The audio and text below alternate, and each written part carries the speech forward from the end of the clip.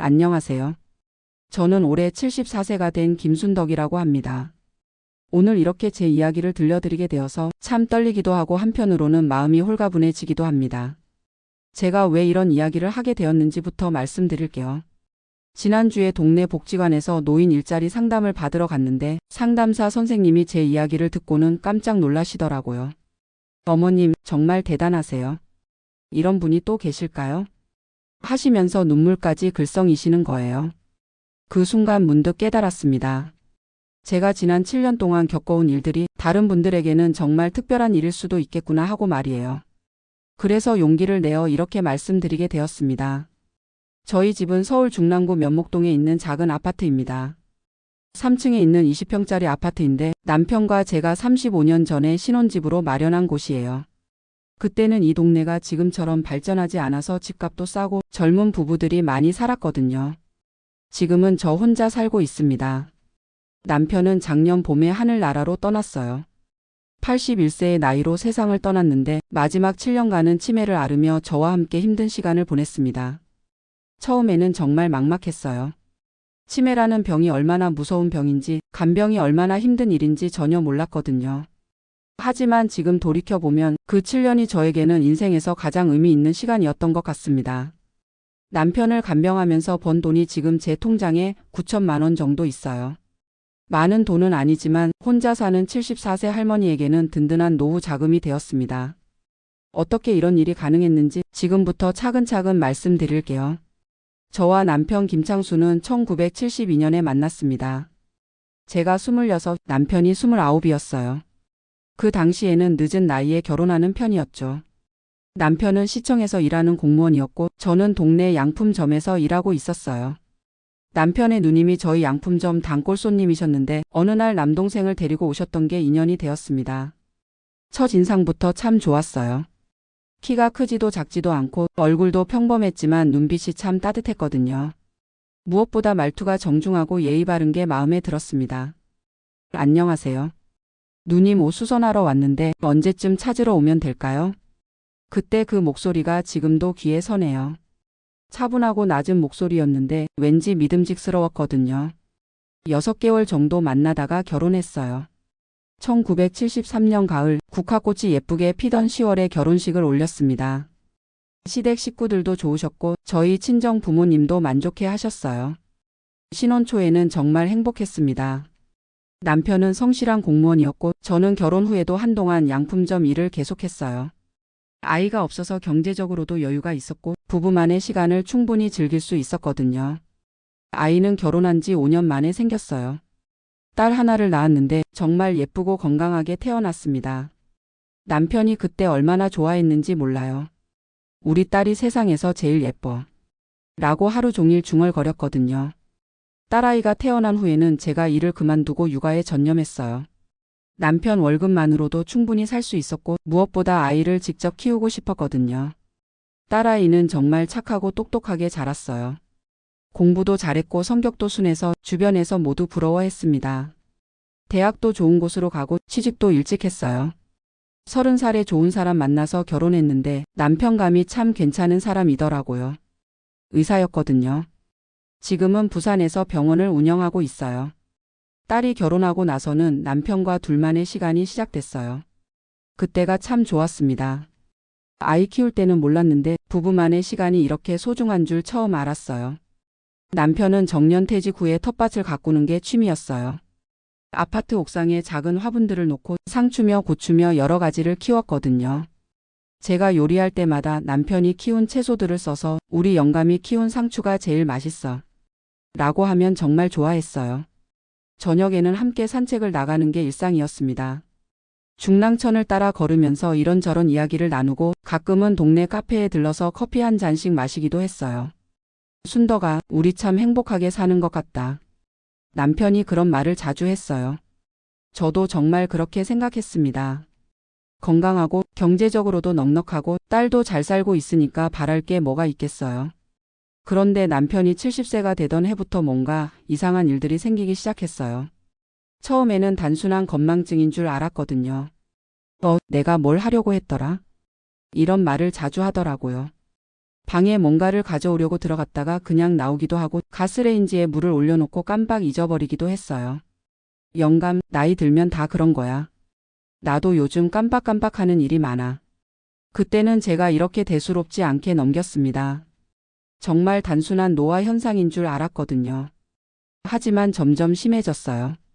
같은 말을 하루에 10번씩 반복하기도 하고 길을 잃어버려서 경찰서에서 연락이 오기도 했습니다. 가장 충격적이었던 건 제 얼굴을 못 알아볼 때였어요. 어느 날 아침에 일어나서 저를 보더니 누구세요? 여기가 어디죠? 라고 하는 거예요. 그때 정말 가슴이 철렁했습니다. 45년을 함께 산 아내를 알아보지 못한다니 이게 말이 되나 싶었어요. 병원에 가자고 했더니 남편이 화를 내더라고요. 나 정상이야. 왜 자꾸 병원에 가자고 해?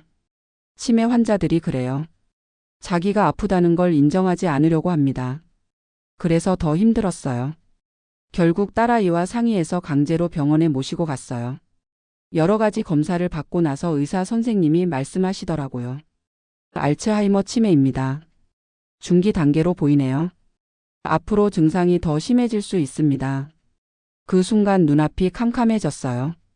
치매라는 단어는 들어봤지만 우리 가족에게 닥칠 일이라고는 생각해 본 적이 없었거든요. 선생님, 완치가 가능한가요? 제가 떨리는 목소리로 물어봤더니 의사 선생님이 고개를 저으시더라고요. 현재로서는 완치 방법이 없습니다. 다만 약물 치료로 진행 속도를 늦출 수는 있어요. 그리고 무엇보다 가족의 돌봄이 중요합니다. 집에 돌아오는 길에 남편은 아무 말이 없었어요. 아마 자기 상황을 어느 정도는 이해했던 것 같아요. 평소 같으면 배고프다거나 집에 빨리 가자고 했을 텐데 그날은 정말 조용했거든요. 그날 밤에 남편이 저에게 말했어요. 순덕아, 미안해. 너무 미안해. 갑자기 울음을 터뜨리더라고요. 70년 넘게 살면서 남편이 우는 모습을 거의 본 적이 없었는데 그날은 정말 서럽게 울었어요. 저도 덩달아 울었습니다. 앞으로 어떻게 살아야 할지 막막하기만 했거든요. 치매 초기에는 그래도 괜찮았어요. 평소보다 건망증이 심하고 가끔 이상한 행동을 하는 정도였거든요. 하지만 시간이 지날수록 점점 심해졌습니다. 밤낮이 바뀌기 시작했어요. 밤에는 잠을 못 자고 돌아다니고 낮에는 계속 잠만 자려고 했어요. 밤에 남편이 돌아다니면 저도 잠을 잘 수가 없었어요. 가스레인지를 켜놓고 깜빡할 수도 있고 베란다 문을 열고 나갈 수도 있거든요. 그래서 밤새 지켜봐야 했습니다. 낮에 남편이 잠들면 저도 함께 졸았는데 그러다 보니 제 생체 리듬도 완전히 엉망이 되었어요. 하루 종일 멍하고 피곤했습니다. 남편의 성격도 변했어요. 원래 온순하고 말이 없던 사람이었는데 치매에 걸리고 나서는 자주 화를 내고 의심을 했어요. 내 돈을 누가 훔쳐갔어. 저 사람이 나를 죽이려고 해. 이런 말을 하면서 저를 의심하기도 했거든요. 처음엔 서운하고 억울했는데 나중에는 그것도 병의 증상이라는 걸 알게 되었어요. 가장 힘들었던 건 용변 문제였습니다. 화장실 위치를 잊어버려서 아무 곳에나 이를 보기도 하고 기저귀를 채워도 자꾸 떼어버리더라고요. 하루는 거실 바닥에 대변을 보셨는데 그걸 치우면서 정말 많이 울었어요. 이 사람이 내 남편이 맞나 하는 생각이 들 정도였거든요. 목욕시키는 것도 전쟁이었습니다. 물을 무서워해서 욕실에 들어가려고 하지 않고 억지로 들어가도 비누를 먹으려고 하고 정말 힘들었어요. 3년 정도 지나니까 저도 한계가 왔어요. 몸무게가 10kg 넘게 빠지고 머리카락도 많이 빠지고 밤에 잠도 제대로 못 자니까 우울해지더라고요. 차라리 죽었으면 좋겠다. 이런 생각까지 했어요. 남편이 죽었으면 좋겠다는 게 아니라 제가 죽었으면 좋겠다는 생각이었어요. 더 이상 버틸 자신이 없었거든요. 딸아이에게 전화해서 울면서 말했어요. 엄마 정말 못하겠어. 아빠를 요양원에 보내자. 딸아이도 많이 고민했나 봐요. 며칠 후에 부산에서 올라와서는 여러 요양원을 알아봤습니다. 그런데 마음에 드는 곳이 없더라고요. 좋은 곳은 너무 비싸고 싼 곳은 시설이 별로였어요. 무엇보다 남편을 낯선 곳에 혼자 두고 온다는 게 마음에 걸렸습니다. 그러던 중에 동네 복지관에서 간병인 교육을 한다는 소식을 들었어요. 60세 이상 어르신들을 대상으로 간병인 자격증을 취득할 수 있게 해주는 프로그램이었습니다. 처음에는 관심이 없었어요. 남편 간병하는 것만으로도 힘든데 다른 사람까지 간병할 여유가 어디 있겠어요. 그런데 복지관 사회복지사님이 저에게 말씀하시더라고요. 어머님께서 그동안 남편분을 간병하신 경험이 정말 소중한 자산이에요. 그 경험을 다른 분들에게도 나눠주시면 어떨까요? 그리고 경제적으로도 도움이 될 거예요. 그때 처음으로 생각해 봤어요. 내가 그동안 남편을 돌보면서 배운 게 많구나. 치매 환자를 어떻게 대해야 하는지, 어떻게 하면 안전하게 돌볼 수 있는지, 어떤 음식을 어떻게 먹여야 하는지 이런 것들을 경험으로 터득했거든요. 간병인 교육을 받기 시작했어요. 오전에는 남편을 딸아이에게 맡기고 오후에는 복지관에 가서 교육을 받았습니다.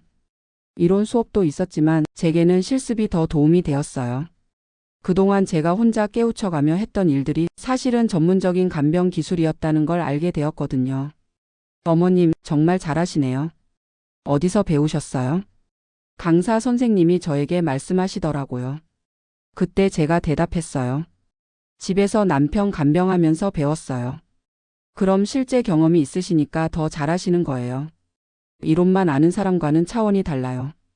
그 말을 듣고 자신감이 생겼어요.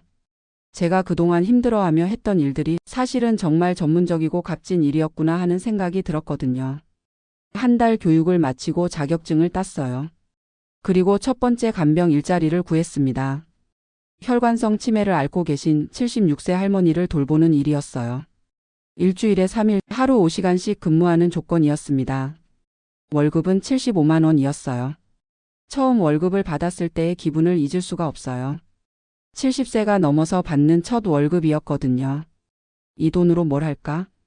한참을 고민하다가 남편이 좋아하는 고등어를 사서 조렸어요.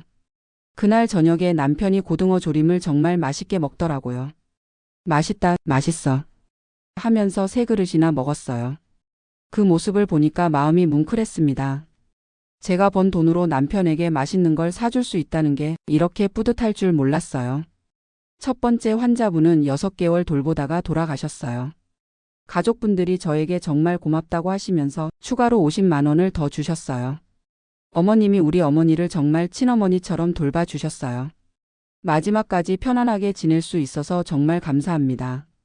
그 말을 들으니까 제 일이 정말 의미 있는 일이라는 생각이 들었어요. 단순히 돈을 벌기 위한 일이 아니라 누군가의 인생 마지막을 따뜻하게 지켜주는 일이구나 하고 말이에요. 두 번째 환자분은 82세 할아버지였어요. 파킨슨병과 치매를 같이 앓고 계셨는데 손떨림이 심해서 혼자서는 식사도 어려우셨어요. 이분은 8개월 정도 돌봤는데 가족들이 정말 좋은 분들이었어요. 명절 때마다 선물도 주시고 제가 감기에 걸렸을 때는 약까지 사다 주셨거든요. 우리 할아버지가 김 선생님을 정말 좋아해요. 다른 간병사분들은 자꾸 바뀌었는데 김 선생님은 꼭 계속해 주세요. 그렇게 부탁을 받으니까 더 열심히 하게 되었어요. 제가 필요한 사람이라는 걸 느끼니까 힘든 줄도 몰랐거든요.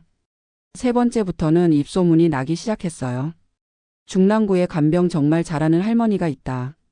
는 소문이 돌았나 봐요. 일자리 제의가 계속 들어왔습니다. 그런데 저는 욕심을 부리지 않았어요. 일주일에 3일 하루 5시간만 일하기로 했거든요. 그래야 집에 있는 남편도 제대로 돌볼 수 있으니까요. 간병 일을 하면서 제일 힘들었던 건 환자분들이 돌아가실 때였어요. 몇 개월이고 함께 지내다 보면 정이 들거든요. 마치 가족처럼 느껴져요. 어떤 할머니는 제 손을 꼭 잡고 마지막 말씀을 하셨어요. 고마웠어요. 정말 고마웠어요. 그렇게 말씀하시고 눈을 감으시더라고요. 그때 정말 많이 울었어요. 이 일이 단순한 일자리가 아니라 정말 숭고한 일이라는 걸 느꼈거든요. 5년 동안 간병 일을 하면서 번 돈이 3천만 원 정도 되었어요. 집 살림비는 남편 연금으로 충당하고 제가 번 돈은 모두 저축했거든요. 남편도 간병 일을 하는 제가 자랑스러웠나 봐요. 의식이 또렷한 날에는 이런 말을 했어요. 순덕이가 대단해. 다른 사람 도와주면서 돈도 벌고. 그 말을 들으니까 더 열심히 하게 되었어요. 남편이 인정해 주니까 힘이 났거든요. 그런데 남편의 치매가 점점 심해져서 마지막 2년간은 간병 일을 줄여야 했어요. 일주일에 2일, 하루 3시간만 일했습니다. 그 2년이 정말 힘들었어요. 남편이 거의 모든 걸 잊어버렸거든요. 제 얼굴도 모르고 자기 이름도 기억 못하고 말도 거의 못했어요. 하지만 포기하지 않았어요. 매일 남편에게 말을 걸고 좋아했던 트로트를 틀어주고 손을 잡고 산책도 시켰어요. 영감, 오늘 날씨가 참 좋지? 우리 함께 산책하자. 비록 대답은 못했지만 남편이 제 목소리를 알아듣는 것 같았어요. 제가 말을 걸면 고개를 돌려서 저를 쳐다보거든요. 작년 3월에 남편이 폐렴에 걸렸어요. 병원에 입원했는데 의사 선생님이 말씀하시더라고요. 많이 약해지셨네요. 각오를 하셔야 할 것 같습니다. 그때부터는 병실에서 24시간 지켰어요. 딸아이도 부산에서 올라와서 함께 지켰고요. 남편이 의식을 잃기 전에 마지막으로 한 말이 있어요. 순덕아. 제 이름을 불렀어요. 그게 남편이 한 마지막 말이었습니다. 7년 동안 치매로 고생하면서도 마지막 순간에는 제 이름을 기억해줬어요. 그 순간 7년간의 모든 힘듦이 눈 녹듯 사라졌어요. 남편이 절 잊지 않았구나, 끝까지 절 사랑했구나 하는 생각이 들었거든요. 남편 장례식에는 정말 많은 분들이 오셨어요. 제가 간병했던 환자분들의 가족들도 오시고 복지관 직원들도 오시고 동네 이웃들도 많이 오셨어요. 김 선생님 남편분이 복이 많으셨어요. 이런 좋은 아내를 만났으니까요. 이런 말씀들을 해주시더라고요. 그 말을 들으니까 남편을 잘 돌봤다는 생각이 들어서 마음이 한결 편해졌어요. 남편이 돌아가시고 나서 정말 허전했어요. 7년 동안 24시간 붙어서 지내다가 갑자기 혼자가 되니까 뭘 해야 할지 모르겠더라고요. 그런데 며칠 지나니까 깨달았어요. 이제 제 인생을 살아야겠다고 말이에요. 74세지만 건강하고 간병 경험도 풍부하고 무엇보다 혼자 살 수 있는 경제적 능력도 있으니까요. 남편 돌아가시고 3개월 후에 다시 간병 일을 시작했어요. 이번에는 일주일에 4일 하루 6시간씩 일하기로 했습니다. 혼자 살게 되니까 시간 여유도 생겼거든요. 현재까지 간병 일로 번 돈이 총 6천만 원 정도 되고 남편 유족연금과 제 기초연금을 합쳐서 월 120만 원 정도 들어와요. 거기에 간병 일로 매달 90만 원 정도 더 벌고 있으니까 월 200만 원 넘게 수입이 있는 셈이에요. 74세 할머니 치고는 넉넉한 편이죠. 무엇보다 제가 번 돈이라는 게 자랑스러워요. 누구에게 손 벌리지 않고 제 능력으로 번 돈이거든요. 지금 통장에 있는 9천만 원으로 앞으로 계획이 있어요. 일단 5천만 원은 그대로 저축해두고 2천만 원으로는 적금을 들었어요. 매달 50만 원씩 넣어서 4년 뒤에 받을 계획입니다. 남은 2천만 원으로는 집을 좀 고쳤어요. 화장실 바닥을 미끄럽지 않게 바꾸고 방에 안전 손잡이도 설치했어요. 혼자 살면서 넘어지면 큰일이거든요. 딸아이가 가끔 걱정해요. 엄마, 이제 일 그만하고 편히 쉬세요. 제가 용돈 드릴게요. 하지만 저는 일하는 게 좋아요. 집에 혼자 있으면 외롭거든요. 간병 일을 하면 사람들과 만날 수 있고 누군가에게 도움이 되는 일을 한다는 보람도 있어요. 무엇보다 제가 번 돈으로 생활할 수 있다는 게 자랑스러워요. 74세에도 경제적으로 독립적인 삶을 살 수 있다니 이런 기분을 누가 알겠어요. 지금 돌보고 있는 환자분은 78세 할아버지예요. 경증 치매이신데 성격이 참 좋으세요. 제가 오면 항상 반갑게 맞아주시고 고맙다, 고맙다 라는 말을 자주 하세요. 그 할아버지를 보면 우리 남편 생각이 나요. 치매 초기 때 모습과 비슷하거든요. 그래서 더 정성껏 돌봐드리고 있어요. 어제는 그 할아버지가 저에게 이런 말씀을 하셨어요. 김 선생님은 정말 천사 같아요. 우리 가족들보다 더 잘해주시네요. 그 말을 듣는 순간 눈물이 나더라고요. 제가 하는 일이 정말 의미 있는 일이구나 하는 생각이 들었어요. 간병 일을 하면서 깨달은 게 많아요. 돈을 벌기 위해 시작한 일이었는데 하다 보니까 그보다 더 소중한 걸 얻었거든요. 첫 번째는 자존감이에요.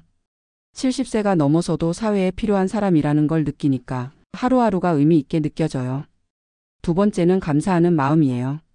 더 심한 환자분들을 돌보다 보니까 우리 남편은 그래도 마지막까지 제 이름을 기억해줬구나. 그게 얼마나 고마운 일인지 알게 되었어요.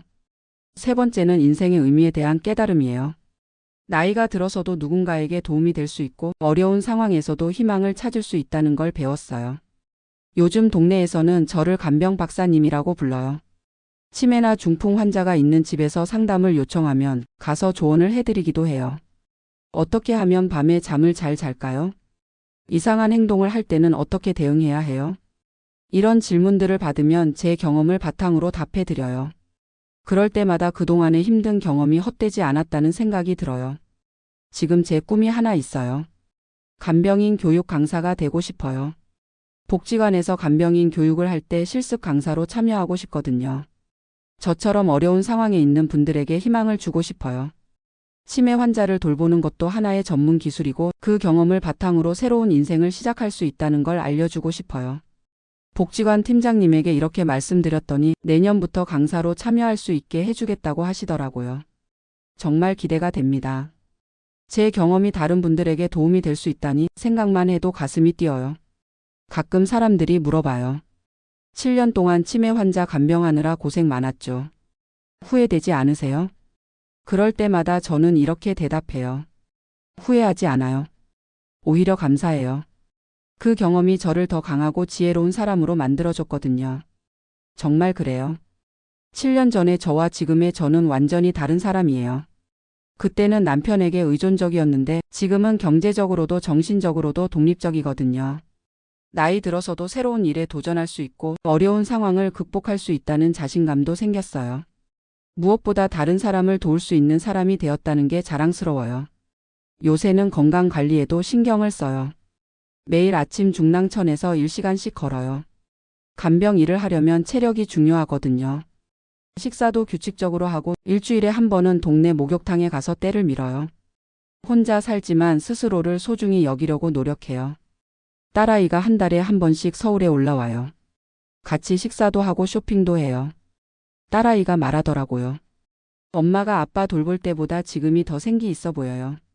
표정도 밝아지고 말도 많아졌어요. 그 말이 맞는 것 같아요.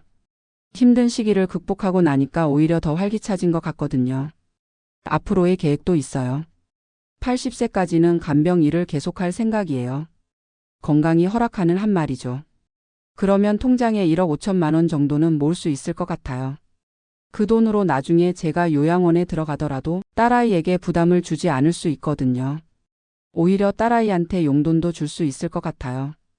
가끔 남편 생각이 나면 이런 말을 해요. 영감, 내가 정말 잘 살고 있어. 걱정하지 마. 그러면 마음이 편해져요. 남편도 하늘에서 제가 잘 사는 모습을 보고 기뻐할 것 같거든요. 오늘 이렇게 제 이야기를 들려드리면서 다시 한번 깨달았어요. 인생은 정말 예측할 수 없다는 걸 말이에요. 7년 전만 해도 제가 간병사가 될 거라고는 꿈에도 생각 못 했거든요. 하지만 어려운 상황이 오히려 새로운 기회가 되었어요. 남편의 치매가 저에게는 새로운 인생의 시작점이 된 셈이죠. 지금 비슷한 상황에 있는 분들에게 말씀드리고 싶어요. 절망하지 마세요. 어떤 어려움도 반드시 극복할 수 있어요. 그리고 그 경험이 나중에는 여러분의 소중한 자산이 될 거예요. 저처럼 70세가 넘어서도 새로운 도전을 할 수 있어요. 나이는 숫자일 뿐이에요.